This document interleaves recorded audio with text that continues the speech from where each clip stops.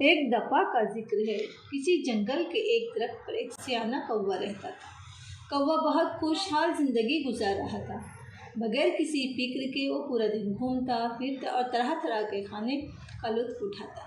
شام ہوتے ہی کسی پھلدار درخت پر رات بسر کرتا۔ زندگی کے حسین دن اسی طرح گزرتے رہے۔ ایک دن کوا جنگل گھومنے نکلا۔ گھومتے گھومتے اسے ایک جھیل نظر آئی۔ یہ جھیل جنگل کے بیچوں بیچ تھی، جہاں کئی پرندے بسیرا کرتے تھے۔ کوا پانی پینے کے لیے جھیل کے پاس اترا تو اس کی ملاقات ایک ہنس سے ہوئی۔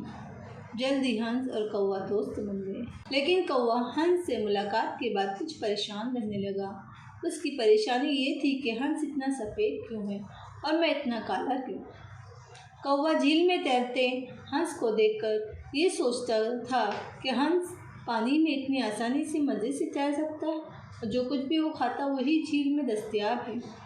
یہ ہنس دنیا کا سب سے خوش نصیب پرندہ ہے۔ مجھے بھی ہنس جیسا بننا چاہیے۔ یہ سوچ کر کوے نے جھیل میں تیرنے کی کوشش کی، لیکن وہ ڈوبنے لگا اور بڑی مشکل سے جھیل سے باہر آیا۔ کوے نے اپنے خیالات ہنس کو بتائے۔ ہنس نے ہنستے ہوئے کہا، پہلے مجھے بھی لگتا تھا کہ میں سب سے زیادہ خوش ہوں، لیکن اس وقت تک میں نے طوطا نہیں دیکھا تھا۔ تمہیں پتہ ہے کہ طوطے کے پاس 2-3 مختلف رنگوں کے ہرے، پیلے، نیلے پر ہوتے ہیں۔ طوطا تو آسانی سے انسانوں کی آواز کی نقل کر سکتا ہے اور اچھے اچھے پھل کھاتا ہے۔ یہ سن کر کوا سوچنے لگا، طوطا سب سے زیادہ خوش نصیب پرندہ ہوگا۔ ہنس سے پتہ پوچھ کر کوا ایک طوطے کے پاس گیا اور اس نے انسانی آوازوں کی نقل اسے سکھانے کو کہا۔ کوے نے یہ آواز نکالنے کی کوشش بھی کی، لیکن صرف کاؤں کاؤں کی آوازیں نکلیں۔ کوا افسردہ ہوا اور طوطے سے کہا، مجھے لگتا ہے تم دنیا کے سب سے خوش نصیب پرندے ہو۔ طوطے نے کوے کو بتایا، پہلے یہ سوچ کر میں بھی بہت خوش ہوتا تھا، پھر میں نے ایک مور دیکھا۔ میرے پاس تو صرف 2-3 رنگ ہیں، جبکہ مور کے پاس کئی رنگ ہیں۔ مور خوبصورت رقص کرتا ہے، اس کی بہت بلند آواز ہے۔ اپنی آواز سے مور جنگل میں موجود دیگر مخلوقات کو کسی بھی خطرے سے خبردار کرتا ہے۔ خیال میں مور دنیا کا سب سے خوش نصیب پرندہ ہے۔ اب کوے کو مور سے ملنے کی تمنا ہوئی اور وہ مور سے ملنے جا پہنچا۔ وہاں کوے نے دیکھا مور گھبرایا ہوا سا ہے اور خود کو جھاڑیوں کے پیچھے چھپانے کی کوشش کر رہا ہے۔ کوا مور کے قریب گیا اور کہا، پیارے مور، تم بہت خوبصورت ہو۔ تمہاری پروں میں کتنے سارے رنگ ہیں۔ تمہاری دلکشی، خوبصورتی اور رقص کی تعریف تو پورا جنگل کرتا ہے۔ تم یوں جھاڑیوں میں کہاں چھپے بیٹھے ہو؟ مور نے جواب دیا، او پیارے کوے، میرے انہی پروں نے مجھے پریشانی میں ڈال دیا۔ میرے لمبے اور رنگین پنکھ کی وجہ سے شکاری مجھے پکڑنے کی کوشش کرتے ہیں۔ بعض اوقات تو مجھے چڑیا گھر میں بھی ڈال دیتے ہیں۔ اسی وجہ سے میں یہ سوچتا رہتا ہوں، اگر میں چڑیا ہوتا تو خوشی خوشی ہر جگہ گھوم سکتا، اور اگر میں کوئی خطرہ ہوتا ہے تو آسانی سے چھپ سکتا تھا۔ کوے نے کہا، میرا تو یہ خیال تھا کہ تم دنیا کے سب سے خوش نصیب پرندے ہوں گے۔ مور نے کہا، میں بھی سوچتا تھا میں سب سے خوبصورت اور خوش نصیب پرندہ ہوں، لیکن اپنی خوبصورتی کی وجہ سے میں چھپتا پھرتا ہوں۔ اس کے بعد مور نے کہا، میں نے کافی غور کیا اور مجھے اندازہ ہوا کہ صرف کوا وہ واحد پرندہ ہے جسے کوئی شکاری نہیں پکڑتا، جو کسی پنجرے میں قید نہیں۔ پچھلے کچھ دنوں سے مجھے یہی لگتا ہے، کوا ہی سب سے خوش نصیب پرندہ ہے، اور میں یہ سوچتا رہتا ہوں کہ اگر میں کوا ہوتا تو خوشی خوشی ہر جگہ آزادی سے اور اگر کوئی خطرہ ہوتا تو آسانی سے چھپ جاتا۔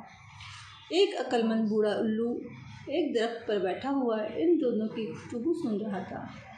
اس نے کوے اور مور کو اپنے پاس بلایا اور کہا، ہم میں سے ہر ایک میں کچھ نہ کچھ خصوصیات ہیں۔ ہنس پانی میں تیر سکتا ہے، طوطا انسانی آواز کی نقل کر سکتا ہے، مور رقص کر سکتا ہے، چڑیا چھوٹی اور پھرتیلی ہوتی ہے۔ میری طرف دیکھو، میں تیراکی یا رقص نہیں کر سکتا، لیکن مجھے اندھیرے میں بہت اچھی طرح سے دکھائی دیتا ہے۔ میں اپنی گردن کو پیچھے کی طرف موڑ سکتا ہوں اور اپنے پیچھے چیزیں دیکھ سکتا ہوں۔ کیا یہ بات اچھی نہیں ہے؟ جب دن کے وقت دوسرے تمام پرندے سخت محنت کر رہے ہوتے ہیں تو میں اپنے گھونسلے میں سکون سے سو رہا ہوتا ہوں۔ कौवा मायूस हुआ, क्यों कैसे, तो अपनी किसी खसूसियात के बारे में पता नहीं था। उसने उल्लू की बात काटी और कहा, मुझे तो ऐसा लगता है कि मैं तमाम परिंदों से ज़्यादा नाखुश हूँ। उल्लू मुस्कुराया और जवाब दिया, विरासत और समझबूझ में कौवे को दूसरे परिंदों में बरतरी है। उल्लू ने कौवे से पूछा, क्या तुमने प्यासे कौवे की कहानी नहीं सुनी? कौवे मसले हल करने के लिए कंकड़ जैसे औजार इस्तेमाल करते हैं। कौवा बहुत ज़हीन और अक्लमंद भी होता है। उसकी याददाश्त बहुत तेज़ है और वो सोच समझकर कदम उठाता है। इसीलिए किसी भी शिकारी का उसे पकड़ना, निशाना बनाना बहुत मुश्किल होता है। उल्लू को परिंदों में बहुत अक्लमंद माना जाता है। उल्लू ने कौवे को समझाते हुए कहा कि कुदरत ने हम में से हर एक चीज़ को कुछ न कुछ सलाहियतें दी हैं। हम में से हर एक किसी एक चीज़ में बेहतरीन है। हमें खुद पर तरस खाने की बजाय मेहनत करनी चाहिए और जो काम हम करते हैं उसमें महारत हासिल करना चाहिए। अगर बगौर जायज़ा लें तो हम में से कुछ इंसान भी ऐसी ही ज़िंदगी गुजार देते हैं। ज़िंदगी का मुआवजा करते करते नाशुक्री करने लगते हैं। जो अल्लाह ने दिया होता है इसे लुत्फ़ हासिल नहीं कर पाते। अपने पास 100 रुपये होते हैं लेकिन दूसरों के 1000 पर नज़र रखने की वजह से बेचैन ज़िंदगी गुजार रहे होते हैं। अल्लाह ने इंसान को बेशुमार नेमतों से नवाजा है, लेकिन इंसान फिर भी नाशुक्रा है। अपने से ज़्यादा वाले से मवाजना एहसास कमतरी में मुब्तला है। मवाजना करना ही तो हो तो अपने से कमतर से कीजिए और फिर अल्लाह का शुक्र अदा कीजिए जिसने बहुत सारी नेमतों से नवाजा है। मुझे उम्मीद है कि हमारी आज की ये कहानी आप लोगों को अच्छी लगी होगी। अगर हमारी वीडियोस, हमारी कहानियाँ आपको अच्छी लगती हैं तो प्लीज़ प्लीज़ प्लीज़ लाइक करें, शेयर करें और बेल आइकॉन पर ज़रूर प्रेस करें ताकि आने वाली सारी वीडियोस की नोटिफिकेशंस आपको बर वक्त मिलती रहें। अल्लाह हाफिज़। फिर हम मिलेंगे एक अच्छी और मोरल कहानी के साथ, हिकायती कहानी के साथ अगले वीडियो में।